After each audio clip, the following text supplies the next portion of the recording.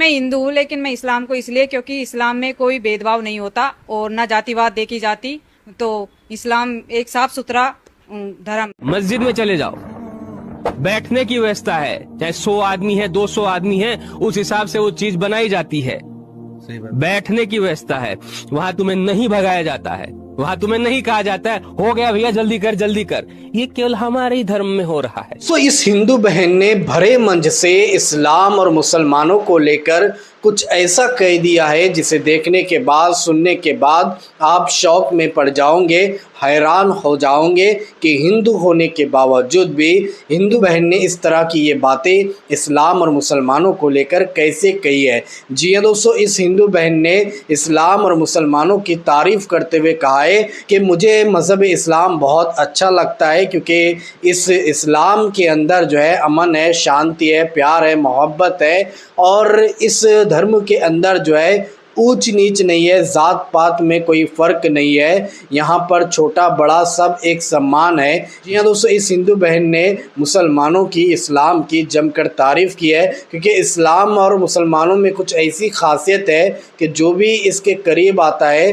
तो वो मुसलमान और इस्लाम की तारीफ़ करने पर मजबूर हो जाता है। इसी तरह से दोस्तों इस हिंदू बहन के बाद एक स्वामी जी का भी आप लोगों को वीडियो क्लिप दिखाएंगे जिसमें स्वामी जी ने भी मुसलमानों की जमकर तारीफ़ की है। कहा है कि मस्जिद के अंदर ऐसा नहीं है कि जल्दी जल्दी तुम नमाज़ पढ़ो और निकल जाओ, दूसरे लोग आएंगे, ऐसा नहीं है, बल्कि इस्लाम में जो है भेदभाव नहीं है, इस्लाम में मसावत है। गरीब और अमीर जो है दोनों भी एक साथ एक ही सब में नमाज अदा कर सकते हैं। ऐसा नहीं है कि अगर कोई अमीर है तो पहले सब में आकर नमाज अदा करेगा और जो गरीब है तो वो सबसे पीछे सब में नमाज अदा करेगा, ऐसा नहीं है। यानी कटला खींचने वाला और एक बहुत ज़्यादा अमीर आदमी उसके बाजू नमाज पढ़ सकता है, ऐसा नहीं है कि वो गरीब है तो उसके पास वो जाकर नमाज अदा नहीं करेगा।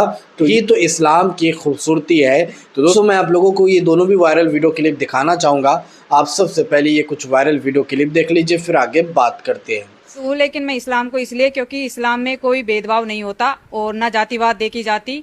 तो इस्लाम एक साफ सुथरा धर्म। मस्जिद में चले जाओ, बैठने की व्यवस्था है, चाहे 100 आदमी है 200 आदमी है, उस हिसाब से वो चीज बनाई जाती है।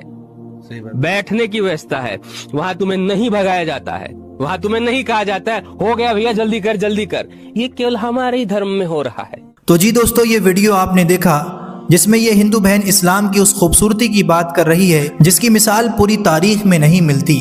कहती है कि मैं एक हिंदू हूँ और मैं इस्लाम को इसलिए पसंद करती हूँ कि इस्लाम में कोई भेदभाव नहीं होता और ना ही कोई जात देखी जाती है।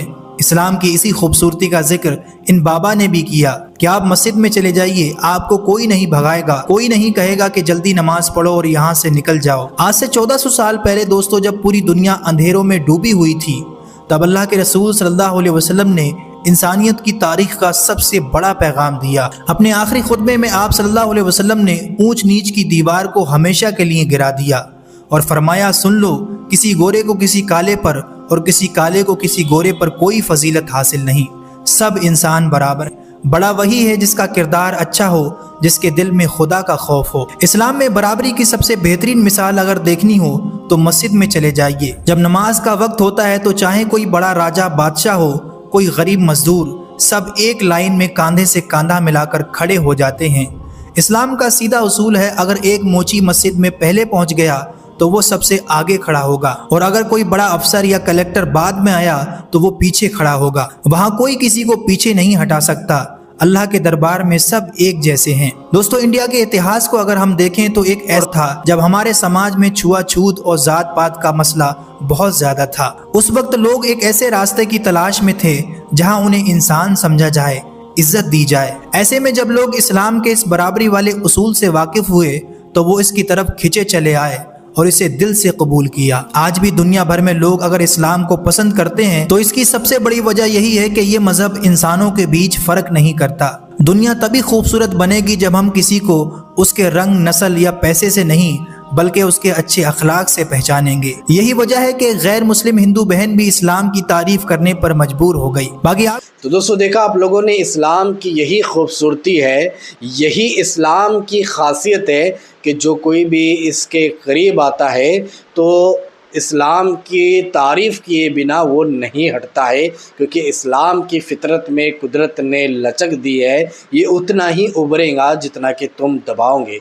आज दोस्तों आप देख रहे होंगे पूरी दुनिया में इस्लाम को बदनाम किया जा रहा है, इस्लाम के ख़िलाफ़ जो है इन्हें जहर उगला जा रहा है, इस्लाम को लेकर तरह तरह के प्रोपेगेंडे किए जाते हैं ताकि इस्लाम को बदनाम किया जाए, ताकि इस्लाम का ख़ात्मा किया जाए। बड़े बड़े मंसूबे बनाए जा रहे हैं इस्लाम को ख़त्म करने के लिए, लेकिन ना तो इस्लाम का कुछ हुआ ना मुसलमानों का कुछ हुआ। तो सदियों से लोग इस्लाम के दुश्मन रहे हैं और हमेशा इस्लाम के दुश्मन रहेंगे, क्योंकि जो हक पर सच पर रहता है लोग उसी के ख़िलाफ़ हो जाते हैं, उसी के दुश्मन हो जाते हैं। दोस्तों बहुत सारे लोग इस दुनिया में आए जिन्होंने इस्लाम को बदनाम करने की बेइंतहा कोशिश की, साजिश की, वो इस दुनिया से चले गए, लेकिन ना इस्लाम का उन्होंने कुछ कर पाया ना उन्होंने मुसलमानों का कुछ कर पाया। और ये लोग भी ना इस्लाम का कुछ कर पाएंगे ना मुसलमानों का कुछ कर पाएंगे।